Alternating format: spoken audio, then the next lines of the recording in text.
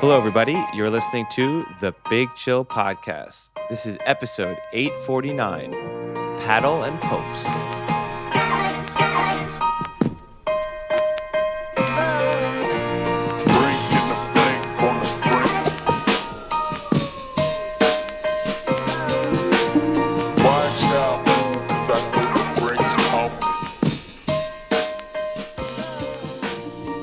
Hello, Big Chillians. Welcome back to the Big Chill Podcast. I'm Frank, joined as always with Eddie. Eddie, how's it going on the second take? Yeah, things are going pretty well. How are you doing? Good. It seems to be our norm now. It just takes two to get us warmed up in this cold winter. Just at the start, then no further takes required. But just to get the ball rolling, it's sometimes a little slow. Yeah, it's been quite cold here. So on this weekend, it was minus 25 degrees Fahrenheit. So minus 30 Celsius, a little over minus 30. It's warmed up a little bit. It's now up to like 5 degrees it was yesterday. So about minus 15 Celsius. Actually, I was outside playing hockey last night on one of the rinks by me. I went out and skated for like an hour. As long as By you yourself? almost completely, just to get like a little workout in, get some practice. There was like one or two other people there, just kind of just messing around. What a life. As long as you almost completely cover your body and face, you're fine. And how good are you compared to other people who are going out and just skating around? It all depends. I mean, there are people there that are just kind of going and having fun that aren't very good, and then occasionally like a ex Division I hockey player will just be like, I just wanted to get a little workout in. I was bored at home. It's like it's just crazy how like the levels here in Minnesota. It's pretty impressive.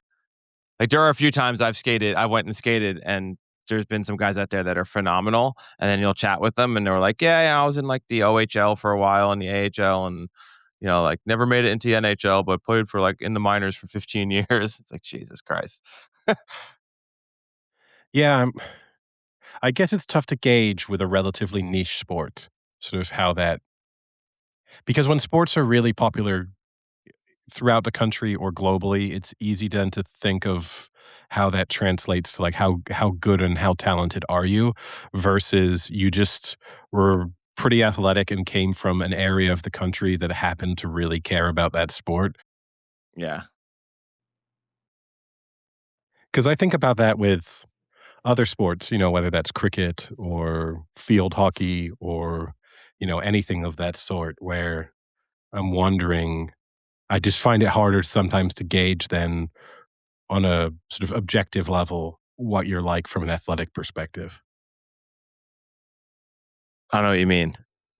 Like overall athletic?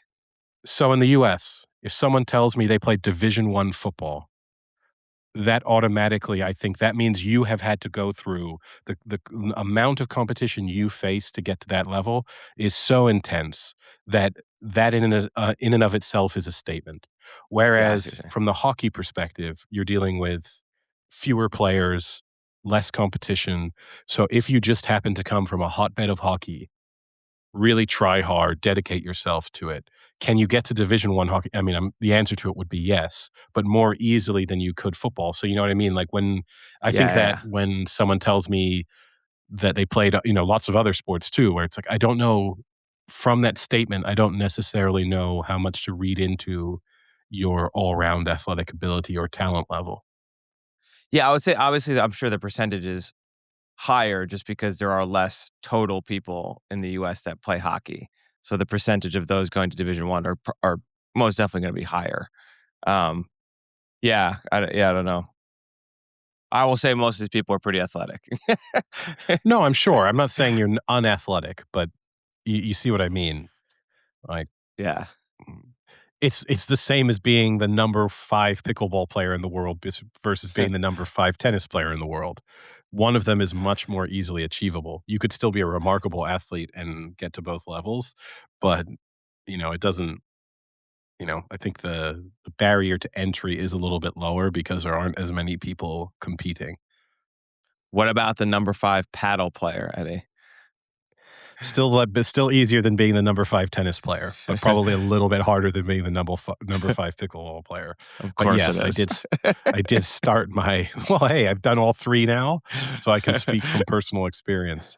It wasn't as hard as I thought it was gonna be. I was really worried going into it that I was gonna find the wall usage to be, like, really, really tough, or just that the possible speed. I mean, I liked being at the net in tennis anyway, so that doesn't worry me quite as much, but it was easier. That's not to say it was easy, but it wasn't. I had this, the sort of niggling doubt in the back of my mind of like, maybe this is actually just going to be really, really tough, and I'm going to be terrible.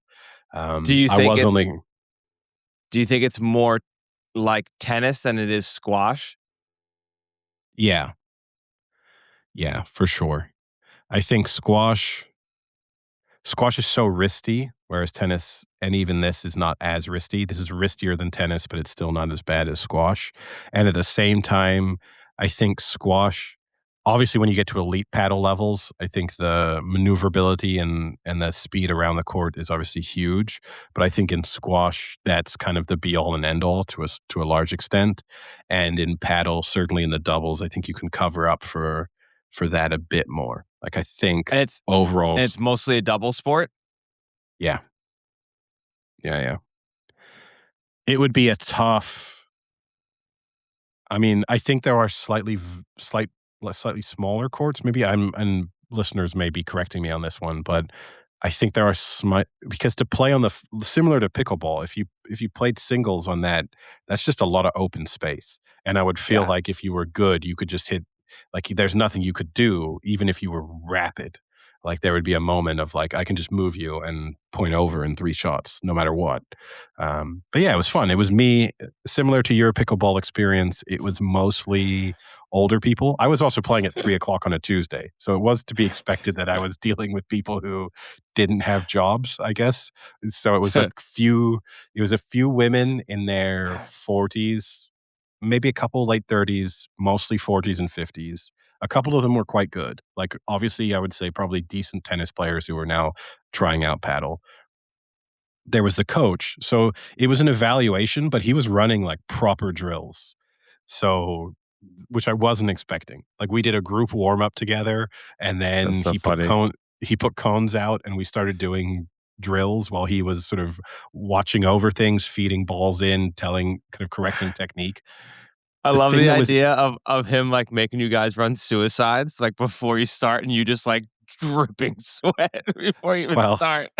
again, it was me and a bunch of women, mostly in their 40s, 50s, and 60s. So, from a running perspective, I was still okay. There were 2 other guys. One was probably 70, and the other one was probably in his mid 50s. Now, the only 2 people who had never been to this before, because basically, if you're an entry level player, you can just go to this every Tuesday, every Thursday. It's like a group training session. So, a lot of the people who were there go twice a week to this same thing. It was And me and also the an guy in. evaluation. Yeah, you have to do this before you get stuck into like whether they're going to allow you to play in internal competitions, possibly put you on a team, kind of rank your level. And it was me and the guy in his 50s who had never been before. So when we turned up, the coach said, "Have you played before?" And I said, as we discussed, I didn't want to say starting from scratch because so I said I played once or twice before with some friends. I've played a lot of tennis. And he was like, "Okay." And then A lot of tennis. he said to the other guy, "Have you played before?" And he said, "I've played once or twice with some friends, and I've played a lot of tennis." If this guy's ever played tennis before in his life, it would amaze me because the most and I don't want to really like make fun of someone, but the most amazing thing wasn't that he couldn't hit the ball.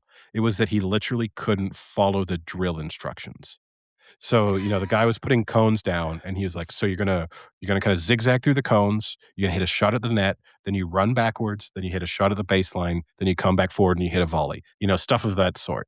Not Yeah, yeah. super complicated, but what you could tell was that this was someone who had never had to do a drill before in their lives. So just having to kind of work out what the sequence of the drill was taking up all his sort of mental and athletic ability so that it would just result in him kind of just becoming a complete mess mid-drill. It was unbelievable to watch. I'd never seen anything like it. I do like the idea of you guys running drills for like an evaluation though. Like Yeah. it's like a proper evaluation. Like guy's got the Oh, yeah. clipboard out. He's like, ooh, 40 time was a little slow on Hewitt. Like his No, his he was baseline proper to net speed, not optimal. he was properly, like, evaluating as you were going. He was telling you your weaknesses. He was then coming up with drills to kinda test elements of your weakness or see where you could, kind of where you stood. But then we played finished by playing some points at the end and stuff, but it wasn't bad. I'll put it this way, at the end of the session, as I was getting like, changing out of my tennis shoes and stuff, he then came up to me and said, like, "Can I take your details? I wanna put you in some of the groups." Whoa. Yeah. Whoa, can I I'm get not your gonna lie. digits? Can I I'm not gonna get lie, your digits?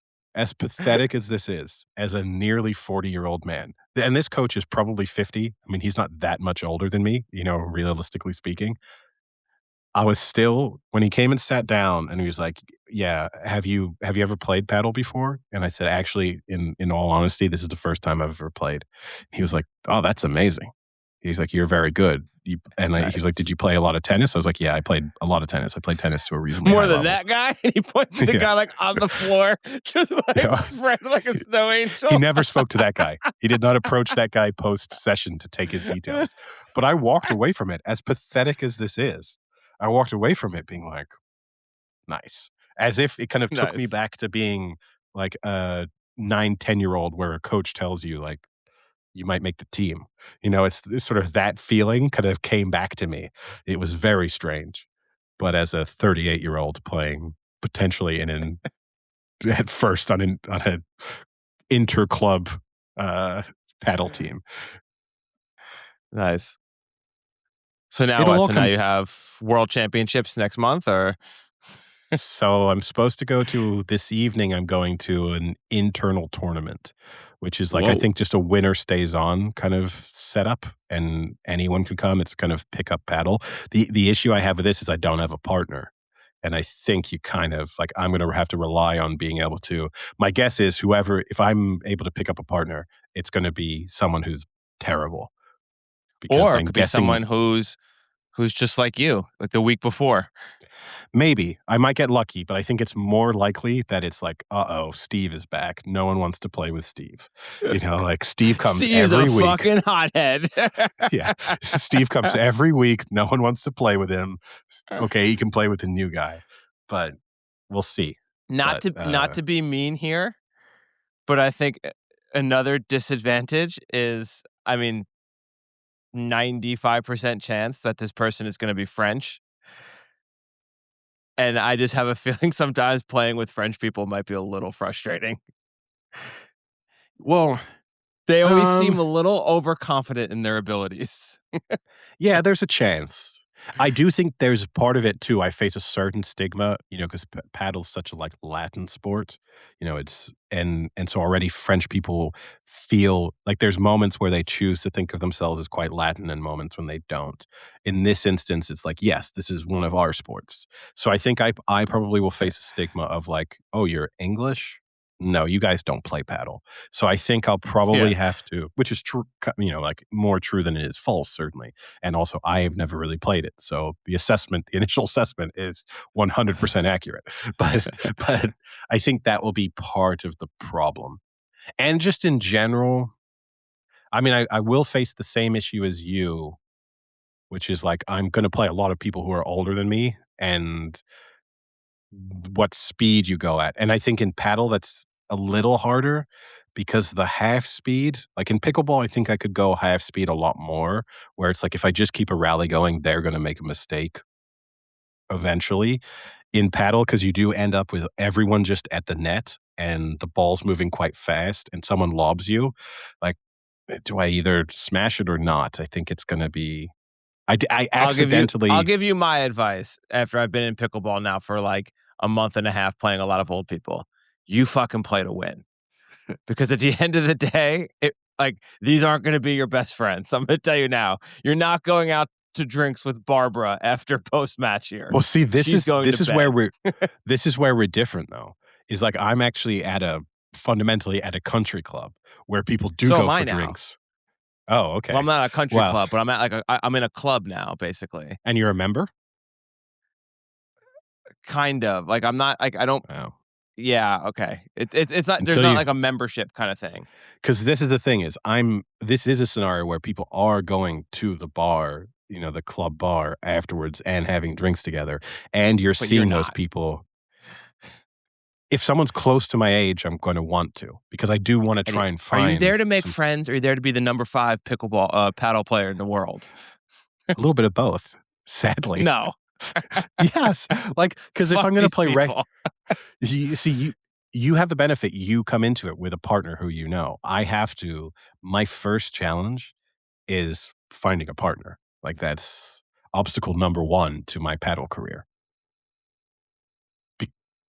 Yeah, Because I mean, I are know you sure though? myself well Because enough. because there's a lot of like, are you sure everything is with partner? Because there's a lot of stuff here. Like again, I'm talking in pickleball terms. There's a lot like so I just signed up for like a winter league where it's a doubles league, but you change partners every time, and it's like a ladder system where like you play with that person, and then if you guys dominate, then like you switch it up, and then you try and find like equal levels kind of thing. So it might be something like that where you're changing.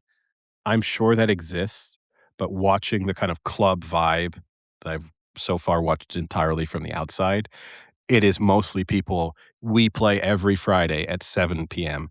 It's like that kinda thing. We've got a doubles pairing, that's what we do, and I think it will be hard for me to play consistently unless I'm able to have a group of certainly a dedicated partner almost, but realistically, I need to be in a group of, like, 5 or 6 people where it's, "Hey, we play Tuesdays and Fridays. Come along whenever you can and we play." And I also know my personality well enough to know I don't want to always be turning up to this kind of loosey goosey group environment where I don't have a partner. And like my first thing is trying to find who am I playing with and kind of dealing with that. I won't enjoy that as much versus I would, even if the person is terrible, but I play with them every week, I would much prefer that. Yeah. But I mean, I think then if people actually have dedicated partners, then they're playing to win.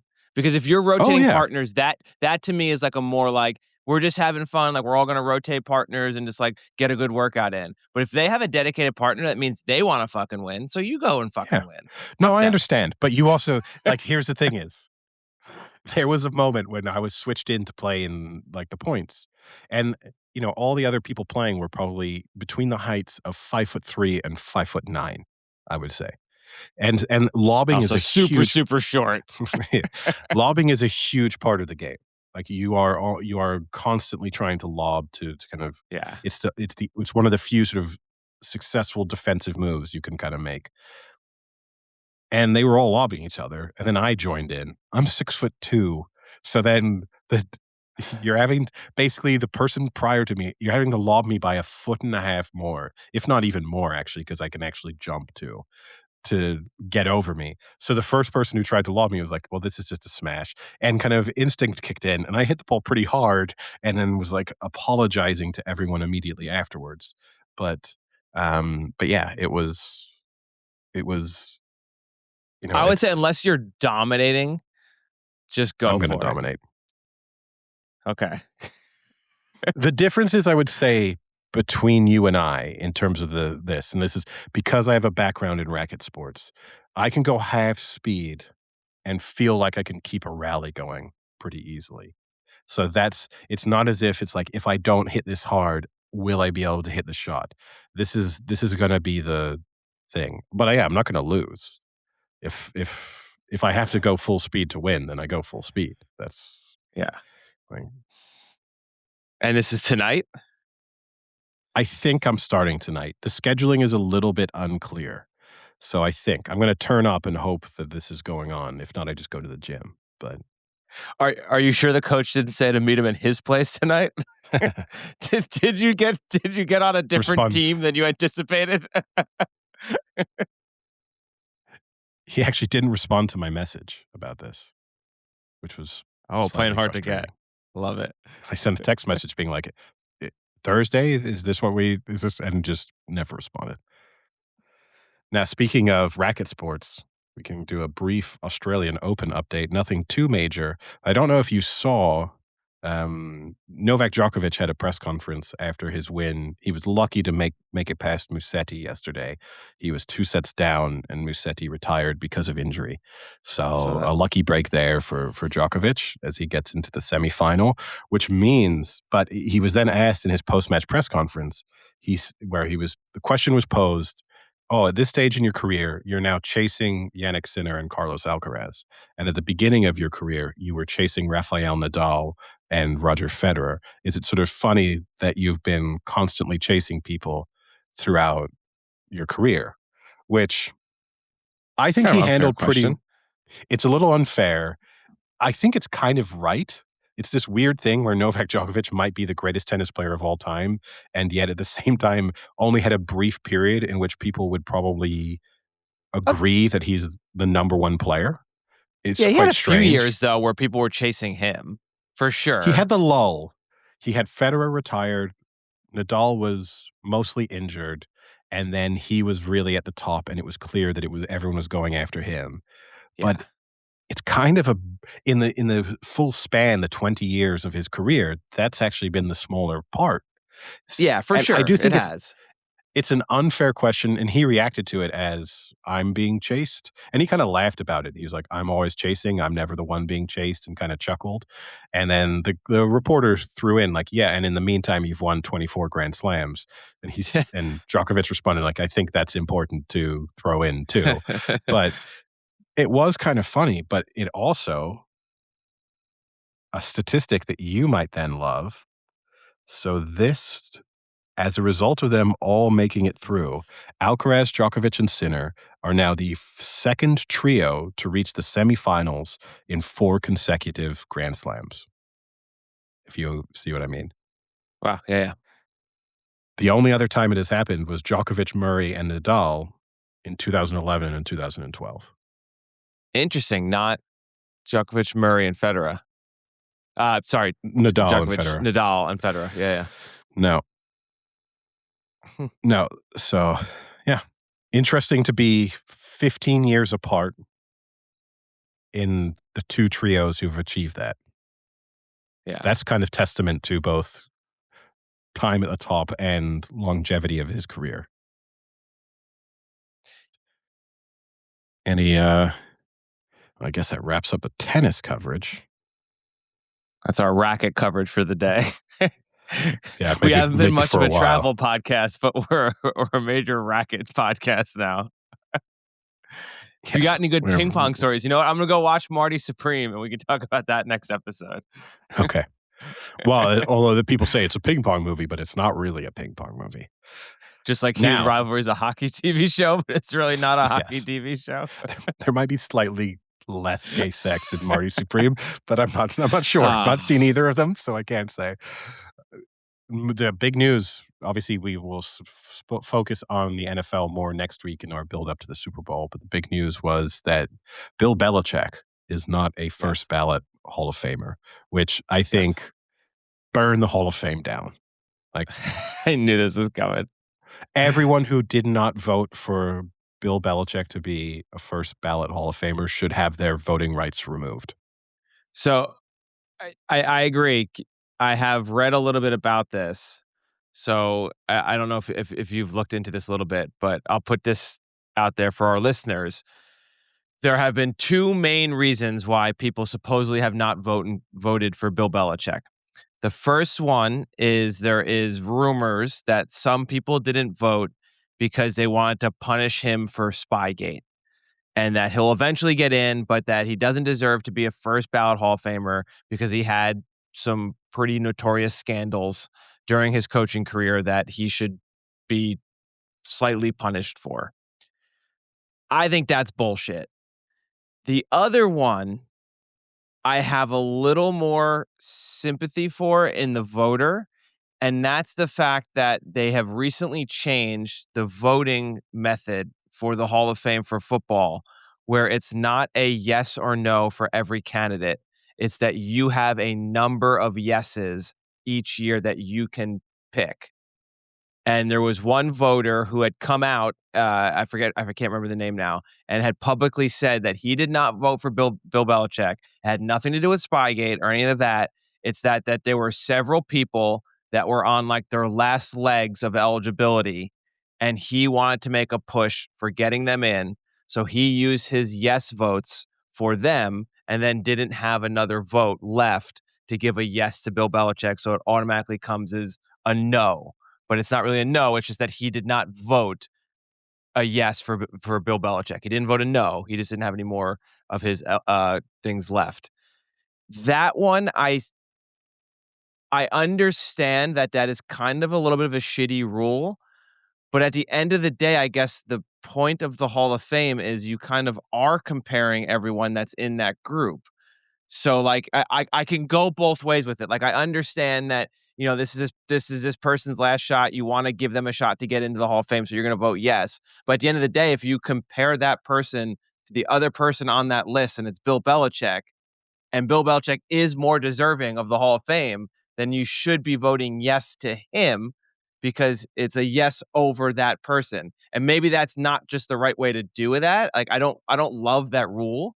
But that is the other reason that had come out. Yeah, I mean, yeah, I don't agree with the mindset because if you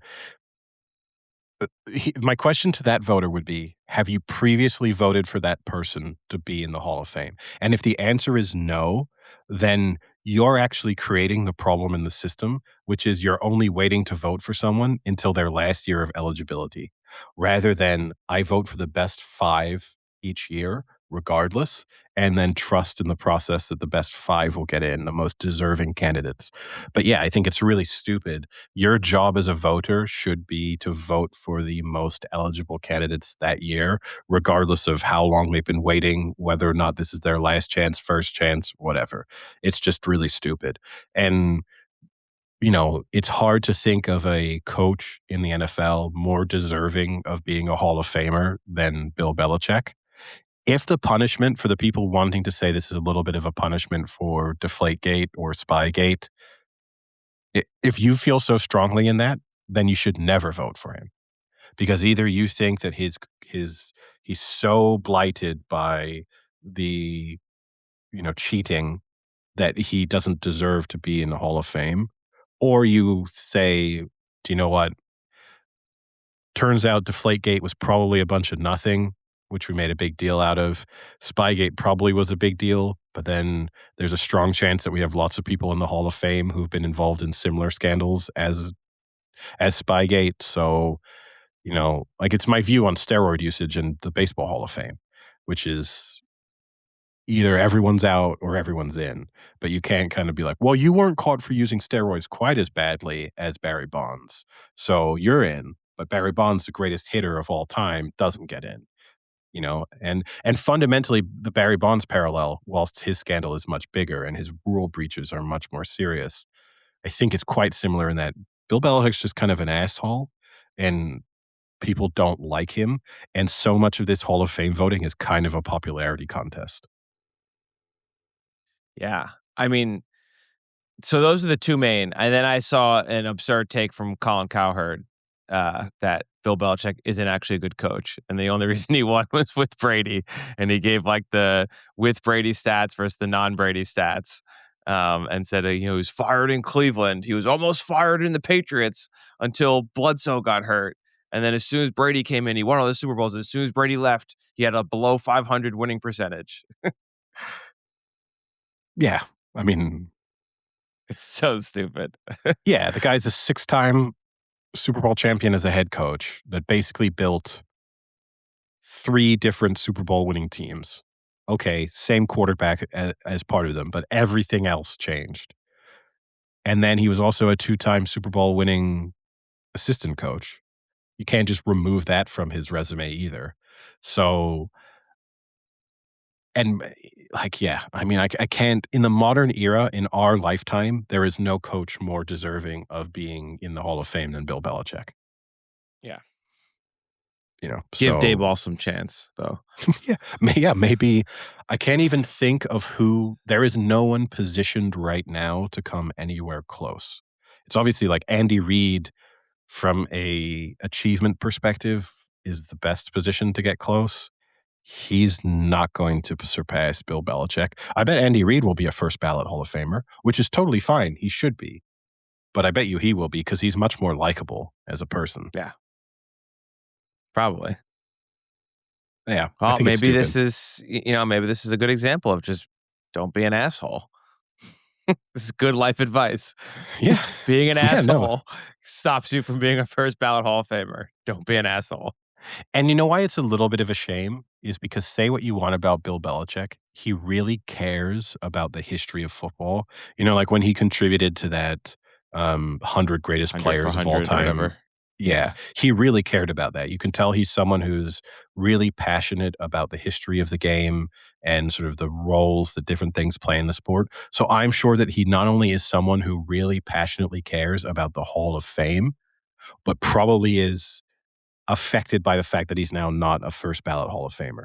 Like there is no Yeah. doubt in my mind that he now thinks the other rumor that is out there, obviously, is that Robert Kraft is the person who has somewhat uh, attempted to in the battle between Kraft and Belichick for who owns the sort of Legacy of of the success with the Patriots. Patriots, and that Yeah. Robert Kraft obviously wants to be in the Hall of Fame as an owner, and that he has kind of petitioned voters to try and have it be that he becomes a Hall of Famer before Bill Belichick does, because that will help to sort of cement his position as the one who was the reason behind the Patriots' dominance. And I'm sure thought being there that if the Patriots now win the Super Bowl this season, then that sort of further advances that theory that, like, look, even after Bill Belichick went, we really rapidly rebuilt and won a Super Bowl not long after. Meanwhile, he's struggling in North Carolina with his 25-year-old girlfriend. Some people also speculated that his new relationship was to blame. I'm sure it didn't help. Again, going back to the likability side of things and, everything that Pablo Torre did with the stories surrounding her and him and, what the situation is in North Carolina, I'm sure it didn't help. And the other thing that annoys me about this is to a certain extent, if you are a head coach or a player and you really care about being in the Hall of Fame, which I'm sure most do. I'm sure there's the odd one who's like, I don't really care. It is what it is. I, you know, you're better off just going into the media. Like, I think if Bill Belichick had stayed in the media and probably improved his likability a bit through that, and then also not went to North Carolina and kind of struggled part on his resume, I think it's harder to not vote him in. And so basically this is saying, hey, if you really want to get in first time, go take that job with Fox. Just do the nonsense on a 9-man team, pre-game, post-game, talking positively about everybody, and you will improve your standing and reputation within the sport almost more than you did as a player or a coach. It's like the Kenny Smith thing in the NBA on being on TNT and now where they are, ABC now.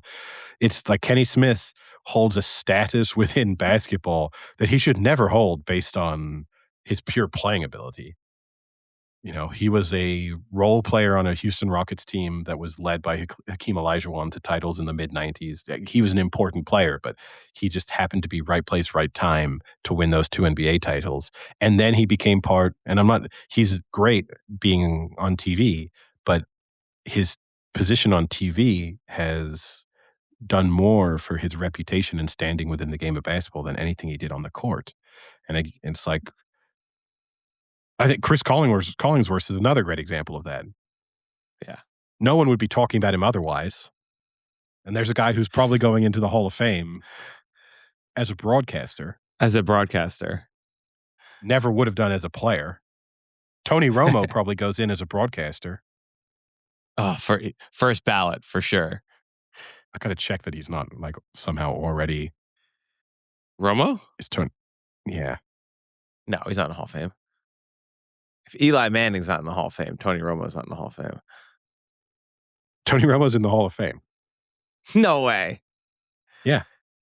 Oh, no, College Football Hall of Fame, sorry. Oh, Google's done me Jesus dirty there. Christ. Google's done me really dirty there. Yeah, there'd be no way Romo's in the Hall of Fame.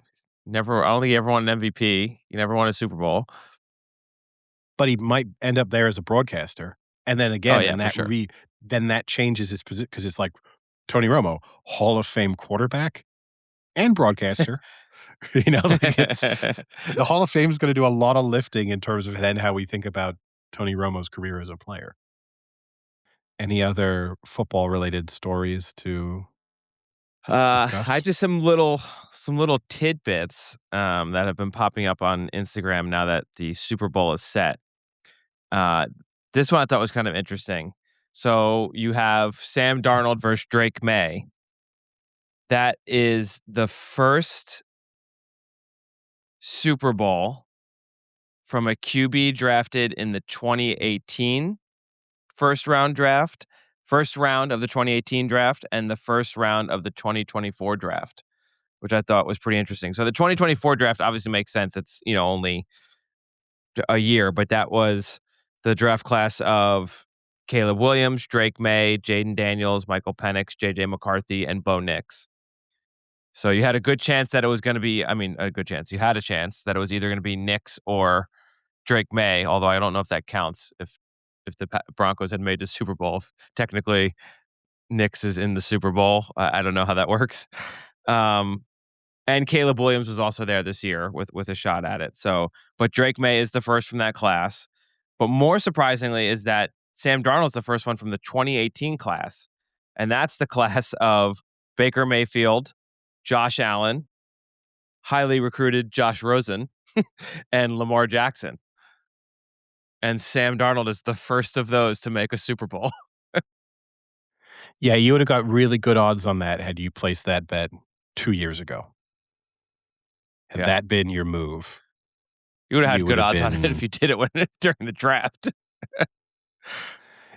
yeah, but But definitely well, I like don't know. once Lamar Jackson and Josh Allen got like established, then you would have had really good odds on it.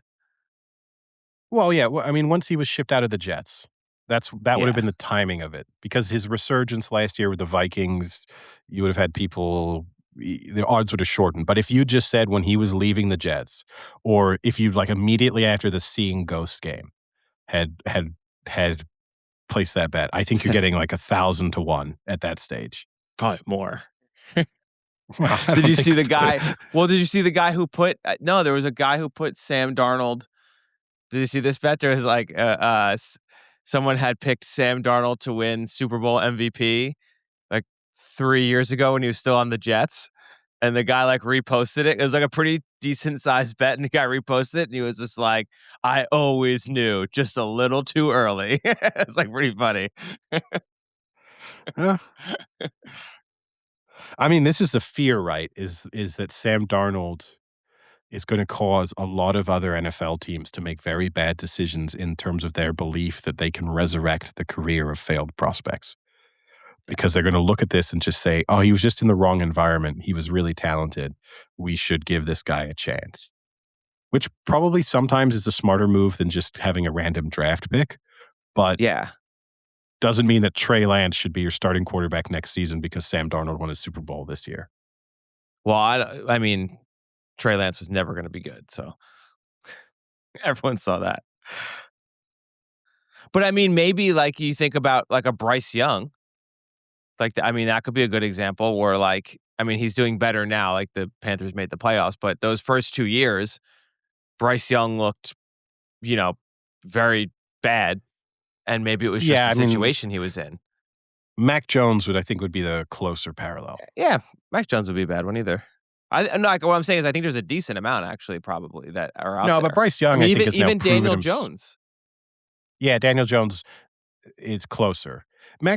Bryce Young, within his rookie contract, has proven himself to be a capable starting quarterback in the NFL. Like, I don't think Yeah. you can make the playoffs and then get we could resurrect him. I think he's resurrected himself with the Panthers. But yeah, Daniel Jones, Mac Jones, any quarterback with the last name Jones, basically. That's you try and get them when they leave their first team. So the other I have two more little tidbits here. So the first one is related to a little Super Bowl trend, and it said this century, every time the Super Bowl has been played in between the two teams, with one traveling east and one traveling west, the team traveling west has always won. Okay. It's happened 9 times in the last 25 years, and every time the team traveling west, which this year would be the Patriots, has won. I don't I love mean, this stat because how it's the far east Patriots. are the Seahawks traveling from Seattle to Santa Clara? Like, that's to say they're traveling east is a little of a misnomer. I'm sure they are, but they are strongly up both on the West Coast. Yeah, I mean, I guess the argument is just the one team traveling significantly west, but the problem with this is it's the Patriots. How many of those Yeah, examples are just the Patriots? 3. So you kind of can you semi-discount the most dominant team of the last 25 years who would have won whether they traveled east, west, north, or south in most situations? Who are Yeah. the other teams? Well, I'll tell you who the teams that have lost twice, and that's the Niners. So when they lost to Baltimore, when they lost to the Ravens, Yeah, and then when they lost to but the then Chiefs. that's a weird one because that game was played in New Orleans, and I think you would Yeah. say that's more of the case of teams traveling. Certainly, that's more a case of Baltimore traveling south than it is Baltimore traveling west. In terms of how Well, at you least they would traveled a little geographically, west. a Like little Seattle bit, to yeah. San Fran, how west can that be? I mean, I'll say this: as long as you stay in the Or same east, how east time can that be? zone, I don't think it qualifies as really traveling east or west. And I suppose Like, that New like Orleans is probably a time zone over from Baltimore, but yeah, maybe. maybe. Maybe. It's gotta be close. But, like, I mean, some of them are kind of a stupid. So, like, equal of 2020 2002 Super Bowl was also in New Orleans, and that was the Patriots and the Rams, and the Rams were the team traveling east. I don't think St. Louis to New Orleans is that far east compared to Mm, yeah. Boston to New Orleans. Like, some of these Yeah, are I mean, kinda in the middle. it's kind of interesting, but not really. And again, in the modern era where you have 2 weeks off and you're traveling on a chartered plane and have perfect conditions, sort of, they replicate everything within the hotels that they go to and everything. I can't see. Back in 1972, this is probably more of a consideration. I don't Alright, think this an is my excuse last one. If the Patriots post-game say, the big issue, it was the travel, I think we'll lose a little bit of respect for Vrabel. Well, did you see that they're both not practicing near the substation, the electric Yes. substation? Did you see that? Yeah. Yeah. They both have refused to practice near that, which I love. I think this is a real Um, issue for the 49ers. Like, I think because whether or not it's true, which it probably isn't in terms of the impact that it has on people's health, but there is a moment in which the accusation is well known enough that the truth is secondary. And so, for example, how is this going to impact signing free agents where a guy weighs up, you're 30, 31, 32 years old, thinking this is the last big contract you might sign. You don't want to get injured. And even in the back of your mind, you think, there's an outside chance that their practice facility may increase my risk of ligament or tendon injury, or I could go and play for the LA Rams and not think about that at all. You'd probably go to the Rams. Like, I wouldn't blame you for making that decision. yeah, I mean, they could just move the practice field over. They could. But I mean, that's not a small feat to just rebuild your state of the art practice facilities somewhere else. Like, The presumably, real thing they should do is just move the electric substation. I Really think that's invest probably. in. I mean, the infrastructure involved in that might be more challenging, but yeah, I think Yeah. realistically, they got to do something.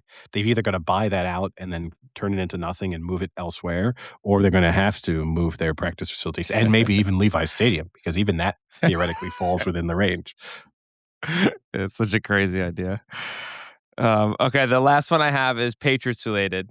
And this is obviously another talking point we'll have once we make our previews for the Super Bowl, and that's that the Patriots have had quite an easy path to the Super Bowl, and especially to get the one of the top seeds and now to be in the Super Bowl. So I'm just going to read you. This was something someone put together of all the teams they played through so far this season.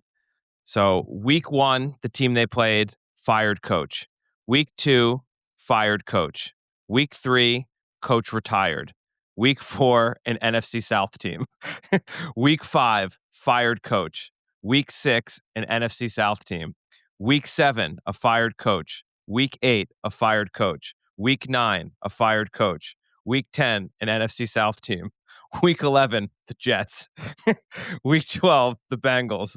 Week 13, fired coach. Week 14, bye. Week 15, fired coach. Week 16, fired coach. Week 17, the Jets. Week 18, fired coach. Then in the playoffs, this is the only one I don't agree with. In the wild card, they said playoff Justin Herbert, divisional round, 5 turnover CJ Stroud, conference championship, backup QB. That's been their path so far. The fired coach thing is crazy, and I understand it's because both the Bills and the Dolphins fired their coach. So that's 4 games right there. Yeah. But literally half the teams they played had a fired coach. Yeah. Uh, yeah. And I mean, look, one of those is a loss to the Raiders in week 1, so that's not a good look. But the playoff one is tough. I actually get the Herbert thing more than the CJ Stroud because you can't just say CJ Stroud turnovers because that's part of that is that the Patriots played well and their defense is good. But I do understand to a certain extent that Justin Herbert as a maybe not big game player, not the toughest challenge you could face in the Super Bowl, in the playoffs. But yeah, look, it's a super easy path. There's no denying that. The thing I don't get is why the Patriots fans get really upset about this.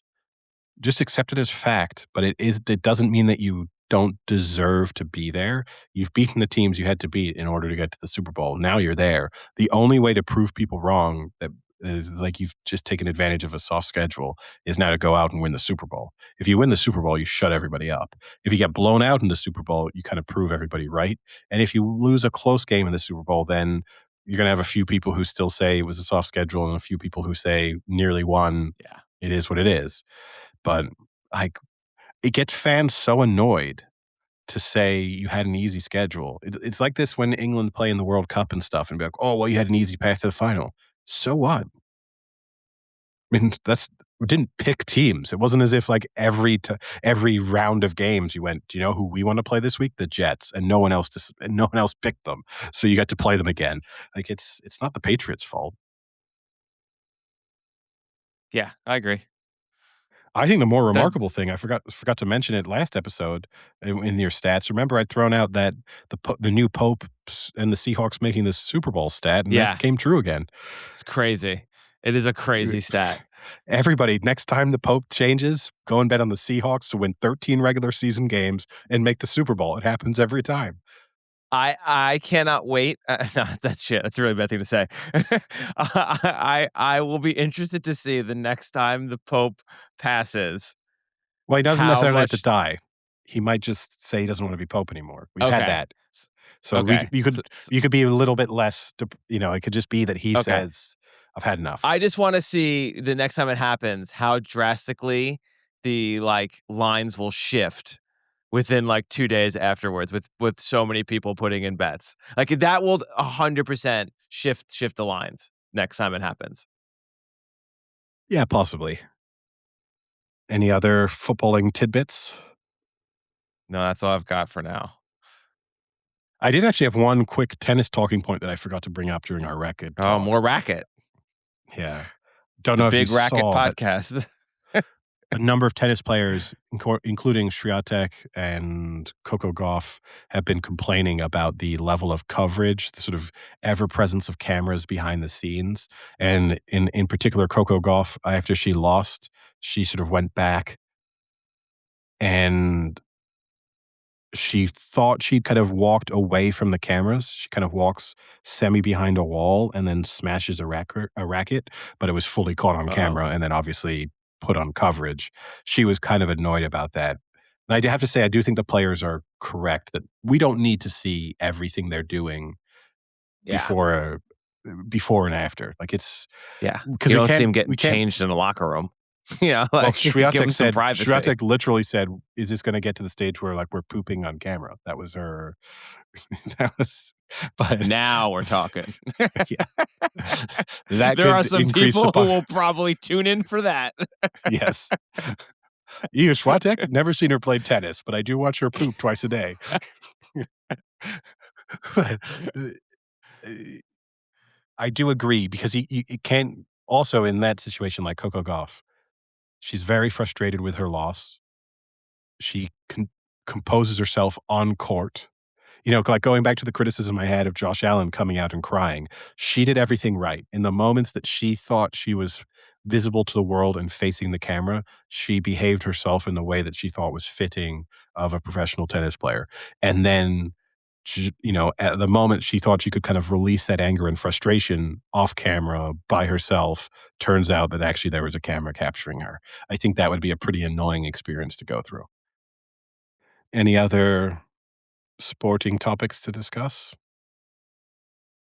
No, but I mean, I think, you did mention pooping on camera.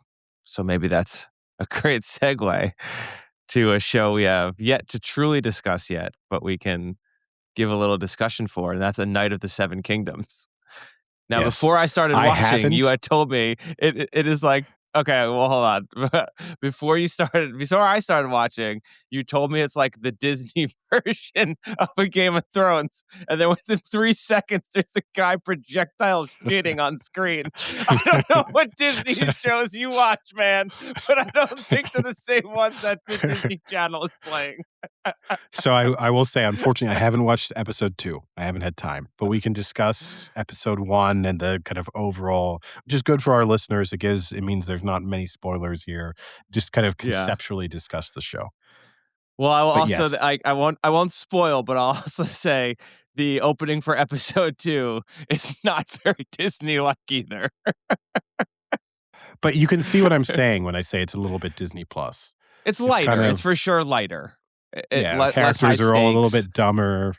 Yeah, yeah. I mean, I like it. I think it's so far, I mean, I've watched 2 episodes, and again, it's only 6 episodes, and they are only about, 30 to 40 minutes each episode. Um, I really like it. I think it's very low stakes. You don't have to be super invested. Like you don't need to know the lineage of every person and kind of in the back of your head remember like who's Aegon the second, not Aegon the fourth, and like it's just fun. Like and it's actually genuinely pretty funny. There's some pretty funny parts. The second episode in particular has it's even a little more funny. Like some of the lines and things that they say it's kinda goofy, like, it's cool, it's fun, like, I don't I enjoy it. Yeah, no, I and longtime listeners of the show will know I'm not a real Game of Thrones person. I basically didn't watch the original run of Game of Thrones, aside from at the very end when it was impossible to escape conversations surrounding Game of Thrones. I watched a few of the final episodes because you felt like you had to in order to go to an office and have something to talk about on a Monday. But I it's not my thing. I'm not a fantasy sort of person, and so this feels like it's more my speed. So I guess the best recommendation I could say to people who maybe didn't get into Game of Thrones for those reasons, this is more approachable and probably will end up being more enjoyable.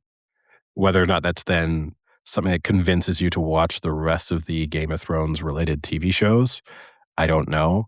I feel like if you watch House of Dragons, that would have put you off watching. Like, if that had been your entry point to the Game of Thrones universe, you probably then don't want to watch more of Game of Thrones. I think it's more Yeah. likely that this might make you wanna watch a bit more of Game of Thrones. Yeah, I mean, I don't love House of Dragons. It's now already, I think, the worst of the 3 shows, almost by a strong point, I think, because the original Game of Thrones is crazy well done, at least even if you wanna say the ending's not great, the first 6 seasons are phenomenal television, and this is kind of just like a fun, happy little spin-off that's just entertaining and you don't have to really care too much. But then House of Dragons is that intermediate where it's not so great in terms of like storytelling and just like the characters and the dialogue, but then it's also takes itself so super serious that it's not just something you can have fun with. So it's kind of in that middle ground where it ends up being the worst. But and I think this is what I like about this too is it's short. It's only gonna be 6 episodes, and then there'll be, I think there's 3 or 4 of them, and they all are just like a different story, and it seems like it'll be kind of like a different little mini adventure that these two go on. No, yeah, I'll see. It may be a House of Dragons I'm out on. When it Out. returns, yeah, You're now I'm gonna done. find out what happens. No. What do I care? Why do I need to waste time in my life having the empty satisfaction of knowing who won a fictional war between fictional people in a You think completely it's fictional, Yes, okay. but Well, when actually I George R. R. die Martin just came from an alternate universe. yeah, well, when I die and go to heaven and it turns out to be Game of Thrones themed, I'll be kicking myself. You're screwed. Guess what they don't play in Game of Thrones? Paddle. Yeah. Yeah. But yeah, that's, yeah, I think I'm out on that. The only way I'm in on it is if it just happens to come about at right the perfect time where I've got nothing else to watch and it's like, okay, may as well throw it on. But assuming there's any competition, and this is where you and I differ greatly, I have no compulsion, like no inner pressure to finish things once I start them. It's crazy. Like books, TV shows, movies, I will give up on once I know I'm not enjoying Ugh, it. Mid 2 chapters into a book, if I'm not enjoying it, it's gone. And crazy. then the other thing Psycho is, behavior. well, I think it's a healthier behavior, to be perfectly honest with you. I realize I'm not enjoying something and I don't need to force myself to sit through it. The other thing is it doesn't bother me, like the sense of something being, which is similar, but like the sense of it being incomplete. So even missing a season, it's not even giving up on a TV show mid-season. It's Oh just my like, yeah, god. that's okay. What you're Completely saying is forgotten just about it. giving me anxiety just hearing it. So, I mean, I'm kind of currently doing that with one of the shows I'm watching now, which is The Night Manager. I don't know if you watched the original Night Manager with Tom Hiddleston. That was like I did 10 not years know. ago. It's old, the first season. It's like a spy thriller TV show. It was him and Olivia Colman. Second mention of Olivia Colman in 2 episodes.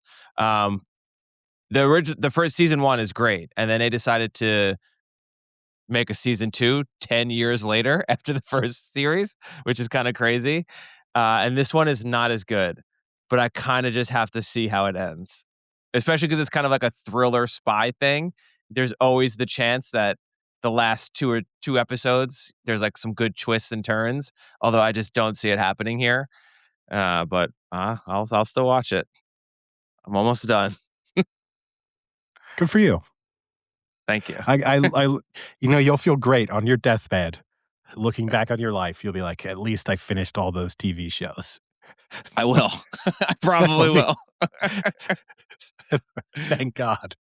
I would be so frustrated right now if I hadn't finished The Night Manager. Yeah.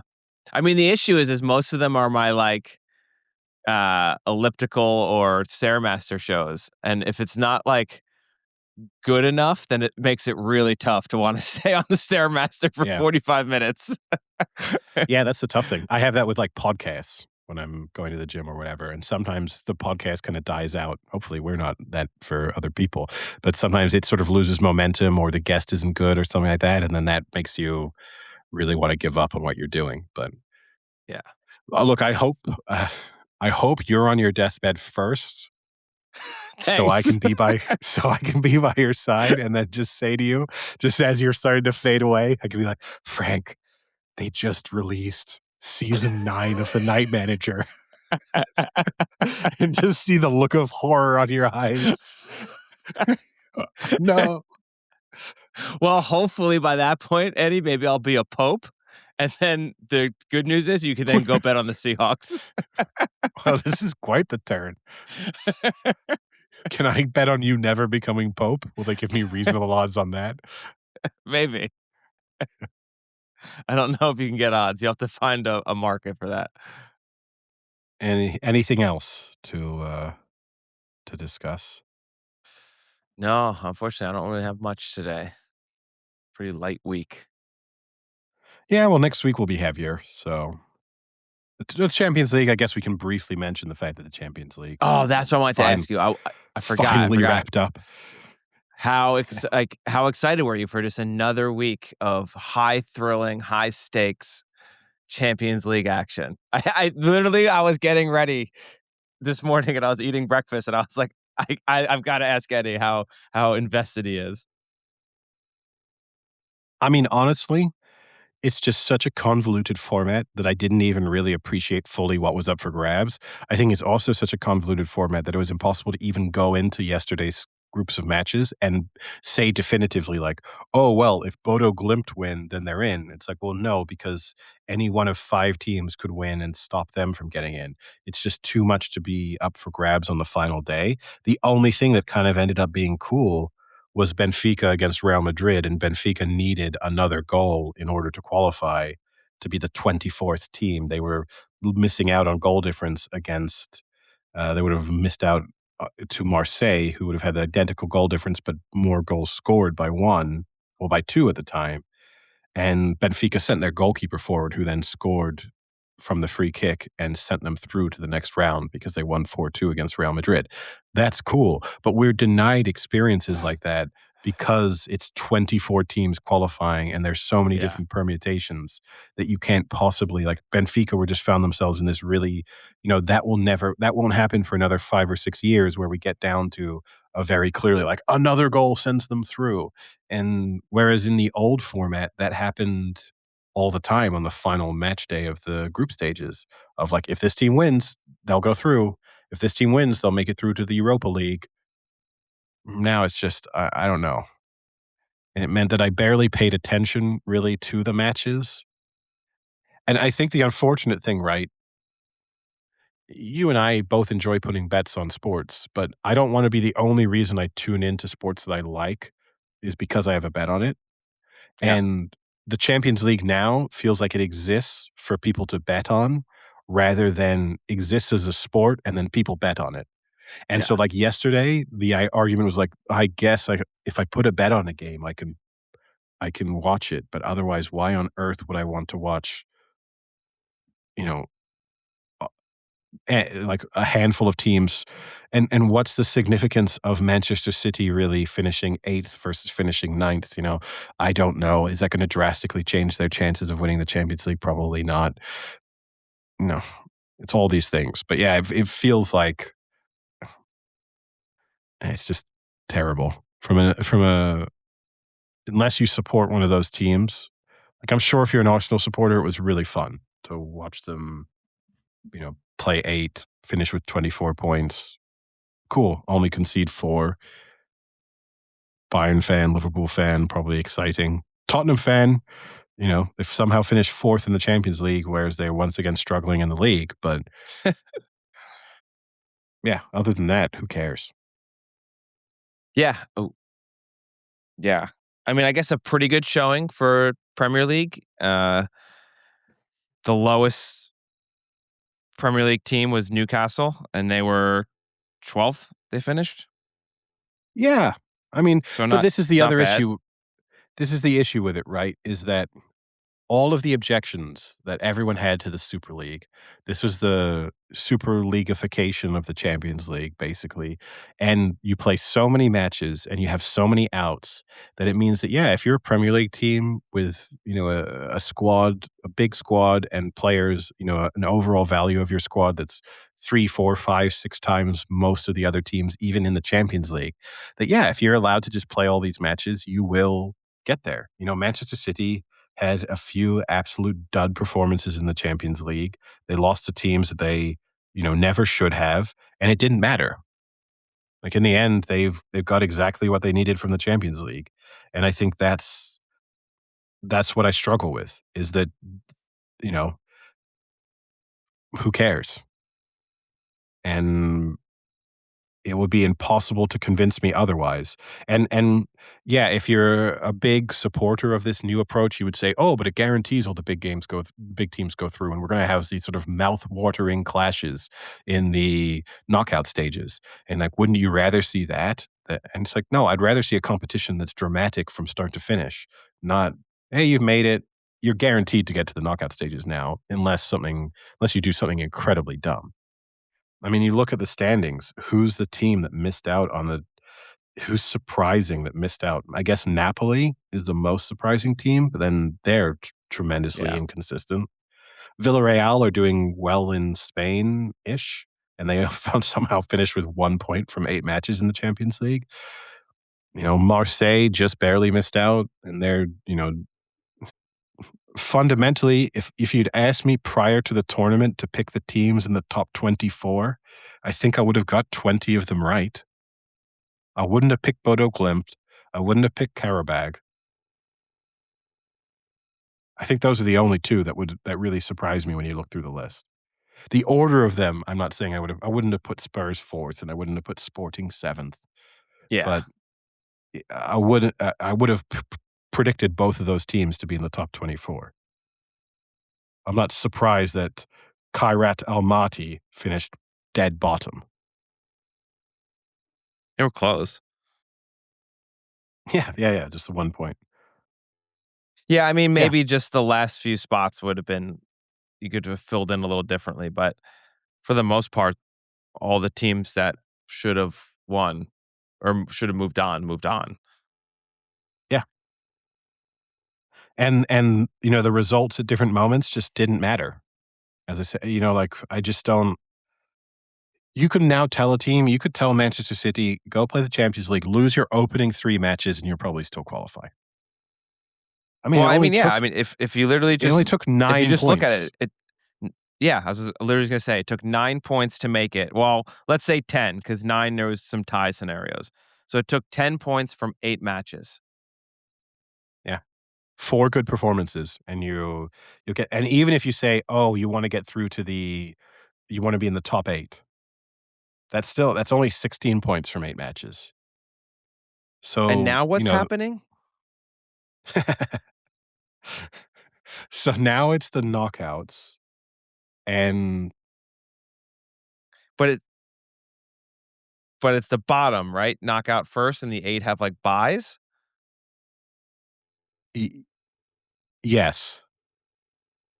So the teams ranked 9th to 24th now play a two-legged playoff, which then determines if they go through to the last 16, and then it gets into This is like so a stupid. normal format. So it's like, yeah, you get into the top, 8, and you got yourself that bye in the first round. So, that's the difference. Real Madrid, by losing to Benfica yesterday, they cost themselves the bye. And you'd say, like, there's a few big teams that missed out on the bye: Real Madrid, Inter, PSG, Juventus, Atletico Madrid, Atalanta, Dortmund. Those are biggish teams. But, And is it uh, gonna be like it's gonna be so the two-leg playoff is gonna be like the 9 versus the 24 seed? So it'll be Real Madrid versus Benfica? Or is it random? uh, It's gotta be seeded, right? it's seeded. But first, so there's a draw. So it's not seeded for the 2 legs. Just to make this demonstrate how confusing it is, when you type into Google, "How does" and then you do CH, "How does Champions League work?" is the number 1 search over "How does chemotherapy work?" So there are more people who are confused about Champions League than there are that have cancer that wanna know about chemotherapy. Well, that's the This real is you'd how be in a doctor's confusing office, Champions League and the has doctor's like, "You have become. stage 4 cancer. We're about to start chemotherapy." Like, "That's great, doctor, but can you tell me who Real Madrid are playing in the next knockout stage of the Champions League?" Those No are one my knows that's the that, sir. So, reading the rules, the teams ranked 9th to 24th in the league phase will now go head to head in two-legged playoff games to determine which 8 will progress as the unseeded sides for the last 16, where their opponents will be determined by who finished where in the top 8. Each playoff side already knows from their league position they will end up in one of two paths. For instance, Real Madrid and Inter, the teams that finished in 9th and 10th, will play one of Bodo Glimt and Benfica in the playoffs, the teams in 23rd and 24th. The same with 11th and 12th versus one of 21st and 22nd, and so on. Exactly who plays who will be determined at the knockout playoff draw. So it is seeded, but you have one of two options for reasons unknown.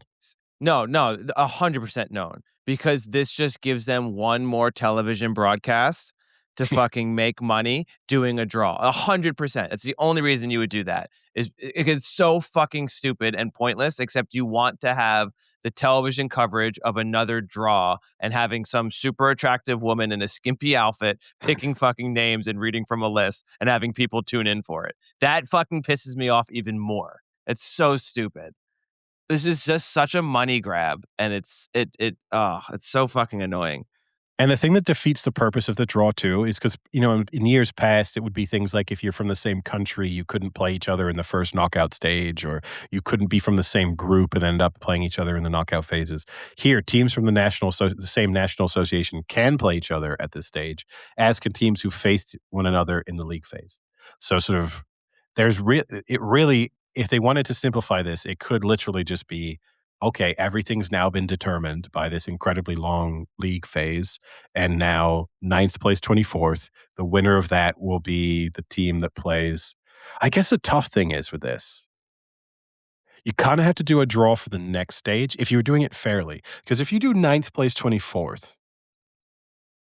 then is the argument that then the team that finished 8th should play that with the winner of that?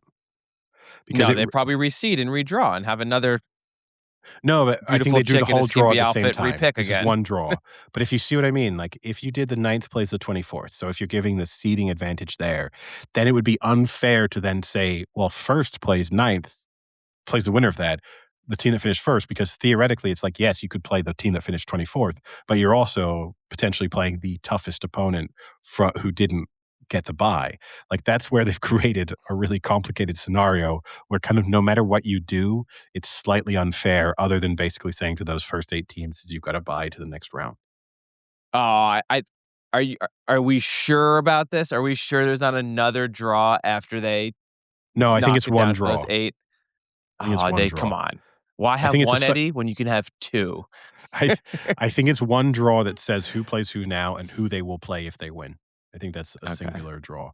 And then from then on, it's obviously just mapped out by so that's. I love I am on the Champions League website, and they have like a whole thing about the new rules. And one of the things is, how will the new Champions League format benefit fans? And there's 3 bullet points. And the one bullet point is every game counts. This new league format will ensure that any result has the potential to dramatically change a team's position, right up to and including the very last match day. That couldn't be any further from the truth. Well, see, this is the problem, is they would argue that what they're saying there is correct. Because, hey, look, in the old format, on the final match day, there were maybe 1 or 2 groups that had something up for grabs. For the most part, we knew who had won the group, and we knew who was dead last, and like we probably knew what was going to happen. Whereas look at it this time, there were like 7 teams who could have made the cut, or there were 7 teams who could have dropped out. And look at the drama in the Real Madrid Benfica game, and look, Manchester City snuck by Real Madrid to get the bye on the final week. It's like all of that is technically true, that the games on paper mattered more, but I don't think they delivered actual more emotional significance or drama as a result. Like, you can tell me something matters, it doesn't mean it matters. Yeah. Yeah, that's all I got to say. Complain about the Champions League for now. I'm sure there'll be more rants to come later in the year. Anything else?